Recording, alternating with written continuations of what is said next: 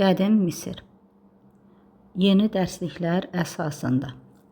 Sonuncu böyük buzlaşma bitdikdən sonra təxminən eramızdan əvvəl 13-cü minillikdə kəskin iqlim dəyişikliyi baş verdi. İstiləşmə nəticəsində Afrikanın şimalında ən böyük səhra olan, dünyanın ən böyük səhrası olan Sahara səhrası meydana gəldi və insanların bir qismi Nil çayının ətrafına çəkildilər.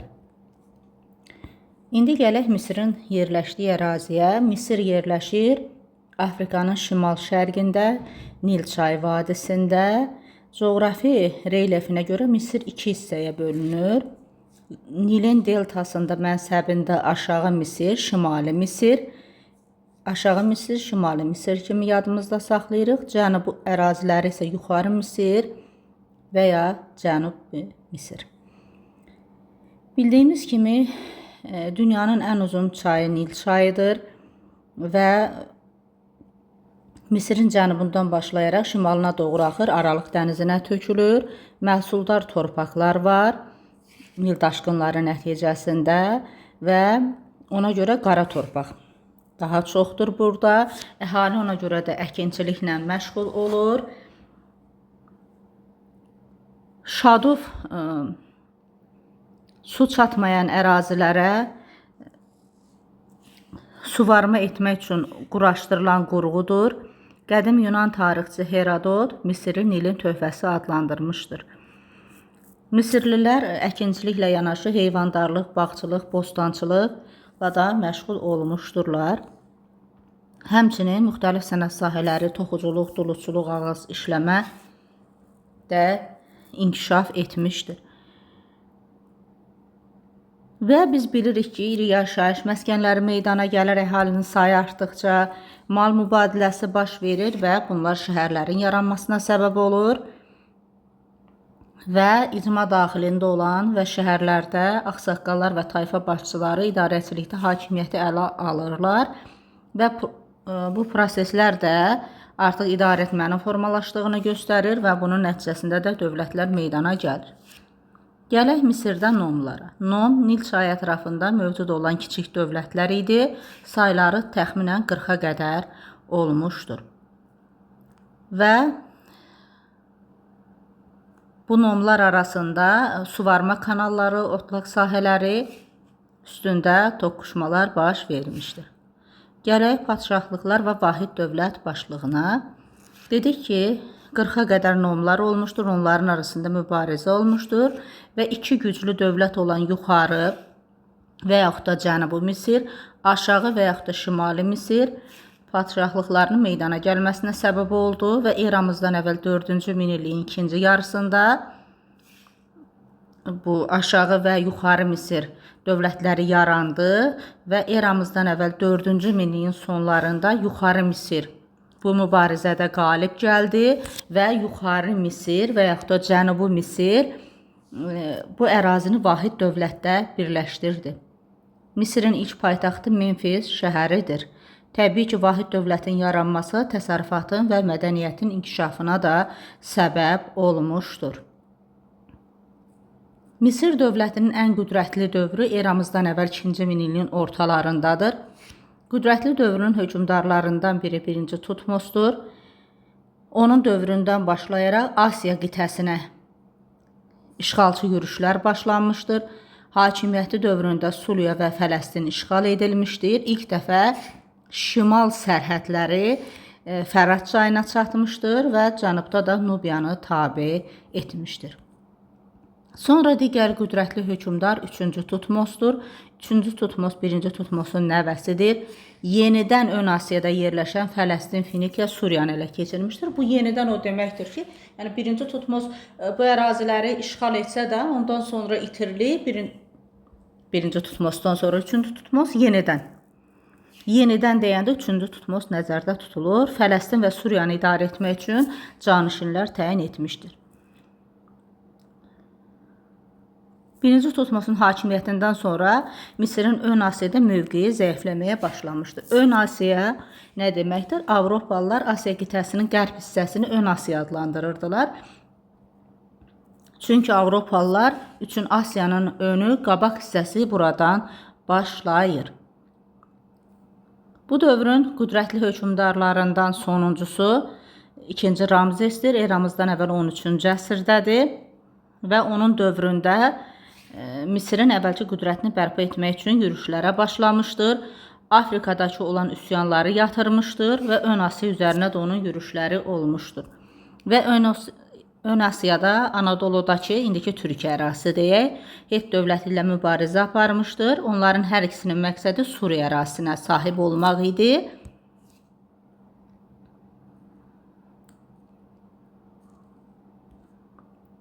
Lakin Suriya uğrunda aparılan müharibələrdə tərəflərdən heç biri qəti olaraq qələbə qazanmamışdır. Bunu yadımızda saxlayırıq. Hər iki dövlət müharibədə əsas zərbə qüvvəsi kimi döyüş arabalarından istifadə etmişdir. Tərəflər arasında Kadeş sülhü imzalanmışdır. Kadeş sülhünün şərtləri Fələstin, Finikiya, Misirin hakimiyyəti altında qaldı. Mübarizə ərazisi olan Suriya iki yerə bölündü. Şimali Suriya hetlərdə, cənubu isə Misirdə qaldı. Tərəflər başqa dövlətlərə qarşı bir-birinə yardım etməli idilər. Bu isə tarixdə ilk yazılı sülh müqaviləsi hesab olunur. Nəticədə tərəflər arasında uzun müddət sülh olmuşdur. Kadeş sülhü nəticəsində əldə olunan uzun müddətli sülh 2-ci Ramzesin geniş quruculuq işləri aparmasına şərait yaratmışdır. Suvarma sistemləri yenidən qurulmuşdur. Yeni paytaxt olan Fif, birinci paytaxt Memfis, növbəti paytaxtı isə Fif şəhəridir. Sərdabə və məbədlər tikilmişdir. 2-ci Ramzes Misirin sonuncu qüdrətli hökmdarı olmuşdur. İndi isə gələk Misir dövlətinin tənəzzülünə. Eramızdan əvvəl 1-ci minilliyin əvvəlində hakimiyyət uğrunda mübarizələr nəticəsində Misir zəiflədi. Sülalələr tez-tez dəyişdi. Bu da idarə etmənin pisləşməsinə, məmur özbaşınalığına gətirib çıxardı və Misir ayrı hissələrə parçalandı. Məmur özbaşınalığı fironların xalq arasında nüfuzdan düşməsinə səbəb olurdu. İndi gələk Misir ərazisində olan hücumlara, işğallara. Eramızdan əvvəl 525-ci ildə Əhəməni hökmdarı 2-ci Kambiz Misri işğal etdi. Pelusiya döyüşü nəticəsində və bununla da Misirdə yerli sülalələrin hakimiyyətinə son qoyuldu. Pelusiya qədim dövrlərdə Misiri qoruyan qala hesab edilir, Misirin möhrü adlanır. İndi isə keçək Misir dövlətinin idarə etməsinə. Hökmdarı Firon adlanırdı, qeyri-məhdud hakimiyyətə malik idi. Firon sözü hökmdarın sarayı, böyük ev mənasını verir. Tanrının yer üzərində təmsilçisi hesab olunur. Ona görə də insanlar, torpaq, bütün əmlak sahibi idilər, əmlakın sahibi idilər. Fironlara hakimiyyətin Tanrı tərəfindən verilməsi iddia olunurdu. Ordunun baş komandanı hesab olunurdu. Hakimiyyət atadan oğula və yaxud da qardaşdan qardaşa irsi olaraq keçirdi. Fironlar qanunlar verir, qaydalar müəyyənləşdirir, ölkəni idarə etmək üçün məmurlar təyin edirdi. Məmurlar isə yazıb oxumağı bilən şəxslərdən seçilirdi. Təbii ki, əkin sahəsinin ölçülməsi, verginin toplanması, hüquq və ordu ilə bağlı işlərə baxırdılar. Çayt adlı vəzifə isə ali məmur vəzifəsi idi. Adətən Fironun övladlarından təyin olunurdu. Ordu da yaxşı təlim görmüş, silahlanmış ordu idi və Fironların əsas dayağı hesab olunurdu. Çünki işğalçı yürüşlərdə lazımlı idi. Kahinlər isə ən önəmli təbəqə idi. Dini idarələrə nəzarət edirdi. Bu Fironların ilahiləşdirilməsinə kömək edirdilər, belə desək. Kəndlilər də böyük əksəriyyətini təşkil edirdi. Digər təbəqə isə sənətkarlar və tacirlər idi. Bu da cəmiyyətin mühüm təbəqələrindən biri idi. Qullara gəldikdə isə iqtisadi cəhətdən xüsusi əhəmiyyət daşımırdılar, canlı ölülər adlandırırdılar. Elə onların canlı ölülər adlanmağı onlara nə qədər əhəmiyyət daşımadığını bildirir. Əmlak və torpaq təbii ki, dövlətə məxsus idi. İndi isə keçək Misir mədəniyyətinə. Yazı eramızdan əvvəl 4-cü minilliyin sonlarında meydana gəlib. Bu zaman əldə edilən məlumatlar, elmi və tarixi biliklər çox idi. Onları yadda saxlayıb şifahi ötürmək çətinlik yaradırdı. Yazının yaranmasının digər səbəbi isə Misirin vahid dövlət halında birləşdirilməsindən sonra fironların əmr və göstərişlərinin, qanunların insanlara dəqiq ötürülməsi zəruri idi. Bu iki məqsəddən yazı yarandı. İlk yazı Misir və Şumerdə şəkli yazı olmuşdur. Şəkli yazı piktoqrafik yazıdır. Şəkli yazıdan sonra isə hieroqliflər, müqəddəs işarələr Misirdə yarandı. Bu hieroqliflər yazılar ağac, daş, dəri və papirus üzərində yazılırdı. Papirus isə qamış idi. Misir hieroqliflərini ilk dəfə 1822-ci ildə Jean Champollion tərəfindən oxunmuşdur. Misirin əlaqələri eramızdan əvvəl 4-cü minin sonlarında Mesopotamiyaya qədər əlaqələr qurulmuşdu. Misirdə Şumerdəkinə oxşar möhürlər tapılmışdı. Mesopotamiya və Misirdəki binaların quruluşunda oxşarlıqlar var idi. Misirdə ilk dəfə eramızdan əvvəl 4-cü minin sonunda yaranan yazının Mesopotamiyadan alınmış ola biləcəyini iddia edən bir sıra alimlər vardır. Misir hieroqlifləri və Şumer miqyası sözün səsini ifadə edən işarələrlə anlamını təmsil edən işarələrin birləşdirilməsi yolu ilə istifadə edilmişdir. Bunu da yadımızda saxlayaq. İndi keçək Misir memarlığına. Fironların məzarlarında ehramların inşa edilməsi eramızdan əvvəl 3-cü minillikdədir. İlk ehramlar, piramidalar pilləli idi. Bunu yadımızda saxlayırıq və əvvəllər fironları çiy kərpicdən düzəldilmiş piramidalarda dəfn edirdilər. Daşdan tikilən ilk piramida isə Firon Djoserə aid idi. Daşdan tikilən deyirsə Firon Djoser hündürlüyü 60 metr idi. Firon Xeopsa və yaxud da Xofu 147 metrdir. Bunu yadımızda saxlayırıq. Bu piramidanı Misirlilər Xeopsun üfüqü adlandırırdılar. Dünyanın 7 möcüzəsindən biri hesab olunur. Piramidaların qarşısında böyük Sfinks heykəli ucalırdı. Sfinks dəhşətlər atası idi. Onlar fironların ruhlarının qoruduğuna inanırdılar onları. Sfinks insan başlı, aslan bədənli əfsanəvi varlıqdır. Bir də obelisk adlanan sütunlar var idi ki, bu fironların şərəfinə ucaldılırdı. İnanca görə fironların ruhları bu tikili vasitəsilə başqa dünyaya gedir.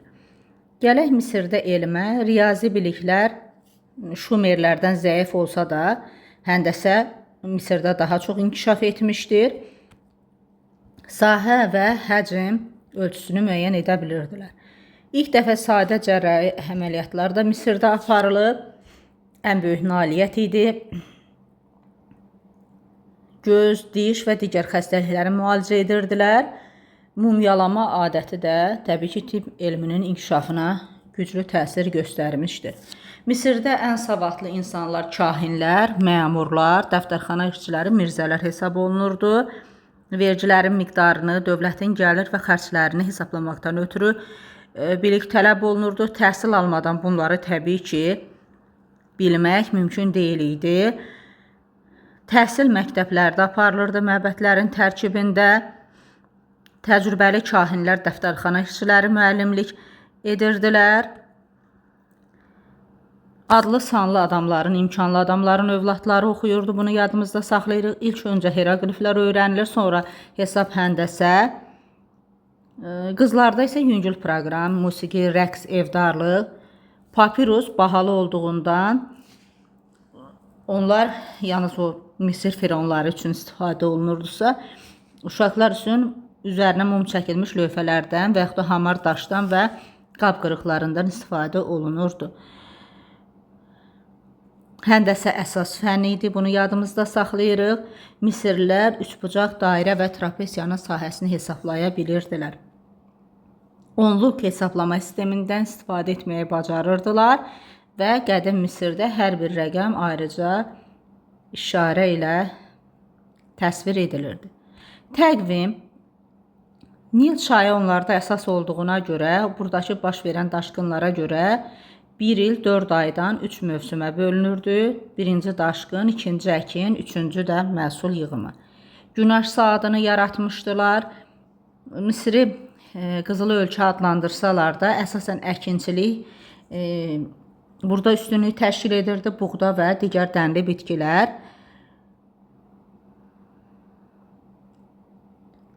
Astronomiya aid elmi biliklər yaranmışdır. Ulduz xəritələri tərtib edilmişdir. Misirdə təqvimi 12 aya 365 günə bölürdülər. Hər ay 30 gündən ibarət idi. İlin sonuna 5 gün əlavə edib həmin günləri bayram edirdilər. Misirlilər günəş və ay tutulmalarının vaxtını dəqiq bilirdilər. Günəş və su saatlarından istifadə edirdilər. Misirin dininə gəldikdə isə din mədəniyyətin bütün sahələrinə təsir göstərmişdi. Tanrıların heyvan başlı insan görkəmində təsvir edilməsi totem inancları ilə bağlı olmuşdur. Baş tanrı Amon sayılırdı. Fironun havadarı idi. Bunu yadımızda saxlayırıq. Tanrıların hökmdarı idi. Günəş tanrısı isə Ra hesab olunurdu. Misirdə mumyalama da dəfn adəti idi. İncəsənətə gəldikdə isə Misir incəsənətində əsas yeri heykəltaraşlıq və rəssamlıq tuturdu. Məbəd və məqbərələrə rəngli boyalarla çəkilmiş rəsmlər, ucaldılmış heykəllər Misir sənətkarlığının yüksək səviyyəsindən olmasından xəbər verir. Rəsm və heykəllərin əksəriyyəti tanrıları və fironları əks etdirirdi. Fironların daşdan və qranitdən heykəllərini hazırlayan heykəltaraşlar onların əzəmətli görünməsinə çalışırdılar. İri daş heykəllərlə yanaşı ustalar ağacdan da kiçik fiqurlar düzəldirdilər. Qədim Misir haqqında bu qədər.